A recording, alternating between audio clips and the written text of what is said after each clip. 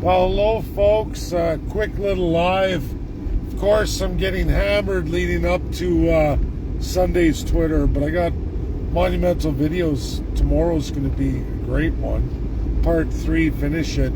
But I want to give everybody the number one answer for all of those institutionalized Canadians and First Peoples who keep preaching sovereignty or somehow that being Canada the 51st state makes you a traitor.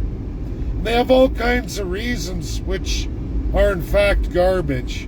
They'll say things like, you're giving away our sovereignty to a foreign nation. You're giving away everything that's ours to a foreign nation. Well, I hate to break the news to you. That's a very simple answer to all of that. Canadians have been under that since 1867. First Peoples, another 150 years before that. Before that. Your sovereignty? Wow. You haven't read the Indian Act, 1876 to present 2025. Pretty sure in there you're nothing more than a non-human savage. Not my words. Articulated very, very well, if not the absolute all of the Indian Act. You can talk Aboriginal, which is bullshit too. That's dehumanization. You can talk Indigenous. Oh yeah, you went Indigenous under the Indian Act. You're still not a human being. According to the Government of Canada and all Provincial Executive Powers Act of every single province and territory in this country. Non-human beings, savages. These are not my words. Not my words. Articulated very, very well for more than 152 years. It's shown and explicitly written about in documents from the British Empire, which brings me to the Constitutional Acts of Canada. For all the Canadians that think that they have sovereignty, no, you're giving away your sovereignty to a foreign nation. Think about that. No, Canadians institutionalized. You already did. The moment you were born, the moment you signed the Citizenship Act of Canada, swore your oath of allegiance to the Crown, where in those acts, first preliminary reading, meaning the introduction to who you are, you're there, under your monarch, under the British Empire, where your sovereignty is, because you certainly don't have it. In fact, you cling to your charter, one amendment. There's 11 before that, and there's 11 after it, too. But you go, oh, no. I got a charter. My government told me this is my charter. That, unbelievable to me. So many crying about COVID-19, even still today, who say, I don't have a right to my medical freedom, that they're going to tell me how that is. Oh, okay. And that's different from Trudeau and all Crown politicians, Conservative, Liberal, NDP, Bloc, Green, and all the provincial counterparts. They all did it to you. Alberta's got the worst laws in Canada still imposed to this day. They haven't even been removed. Yet they don't want to talk about that, right? Most monitored people in North America are in Alberta, Canada. Let's not talk about, no. I got my charter. Sure, you got a little bit better than the First Peoples. They've got a terrible dehumanizing Indian Act. But what do the Constitutional Acts of Canada, start to finish, consolidated with every amendment till today, say about you? Since the start, to the time of 1982, and even all the amendments after, you're still nothing more than a subject with no fucking sovereignty, none whatsoever. They can giveth and taketh away like your Lord and Master, the God above, whoever that is to you or not, but you've bestowed that upon them, and that's who they are, and they have your sovereignty. You have none. Never have, never will. Not in the Constitution over Canada, the constitutional monarchy.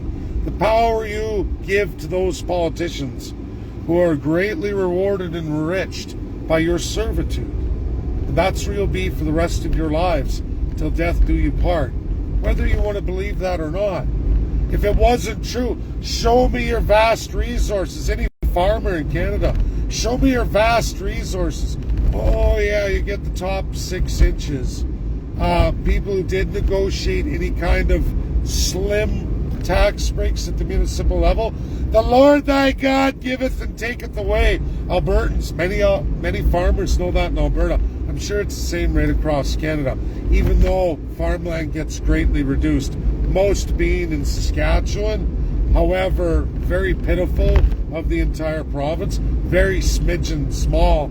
It only gets worse the further east you go. Of course, it's terrible in BC. Very, very little private property. And what is available, you have no rights to any of those resources on your supposed property. Why is that? Have you ever read your Executive Powers Act? You're a subject. It tells you right there. You are nothing more than a filthy fucking subject on their land. That's what you are. It articulates it very well. Most are no more than 8 to 12 pages. Some of the older provinces, of course, Upper and Lower Canada, Ontario and Quebec, have a different title of that, and they are instrumental and institutional as the first. Theirs are a little bit longer, but you're still a filthy subject with no powers, none whatsoever. In fact, they just articulate the crown and their autocracy a little bit more. They are your lords and masters over many of your rights that aren't even instituted. Rights you will never get unless you get statehood. In fact, over 85% of the rights that should be made available to you don't exist in Canada at all. You're my charter. But you're missing all of Section 92. Absolutely all of Section 92. I can't find it anywhere implemented in any laws of Canada, in any province or territory. None whatsoever. The Crown's never given any to those to you.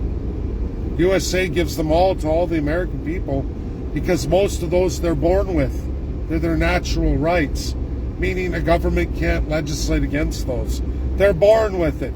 We're going to go into tremendous detail in an explosive part 3, which is great tomorrow. It'll be excellent for my Twitter coming up. It'll be there immortalized forever for people, someone down the road, or in our lifetime, I hope through sanctions and trade embargoes. But we'll see. Who knows? Canadians got to make these choices. God bless everybody. That's my video. Big share. Number 1, there is no sovereignty. You gave it away to a foreign empire 152 years ago. The day Canada was born, that dominion. You've never had sovereignty. Not as subjects, not as savages. Not my words, your constitution, your politicians' explicit words, and their highest laws of the land over all of you on their land. Not you, the subjects, and certainly not you, the savages. Show me how much land you have. Fuck all. Canadians and First Peoples. Sweet fuck all for the vast majorities of them. Even AI at this point in time will tell you this truth. All First Peoples, they tell you on AI, your survivability depends mostly on statehood, because AI won't even tell you you'll survive in Canada's system. They can't even tell you that. LUTs, the greatest source of global academics from the entire world, can't even materialize Canada. They can materialize almost every country except for Canada Israel, and big surprise, the United Kingdom, can't materialize that, can't give that to you of what your system is. They can't. Because too many documents, so many documents spanning so many centuries. That's how sick this is. Old world order. But Canadians don't want to know any better. No, it's not true. Wayne Gretzky's a loser. I know everything. I am a good, high-taxed person. I will pay for the rest of my life, no matter how much the cost, no matter how much punishment I get from the United States, which won't last a year, maybe two, without tremendous sanctions. But by 2028, it's game over, no matter what. But I think when all the appointments are in place, they've been confirmed by Senate, meaning they've been scrutinized democratically by all parties. Once that's all done, meticulously, we're going to find out where everything's going. As I've said, day after day, week after week, month after month, you're going to see. And so many are blind, but they're going to learn a lesson. They're going to lesson the hard way. That's my video. Share. Get it out there. See you tomorrow. Pro video. Bye now.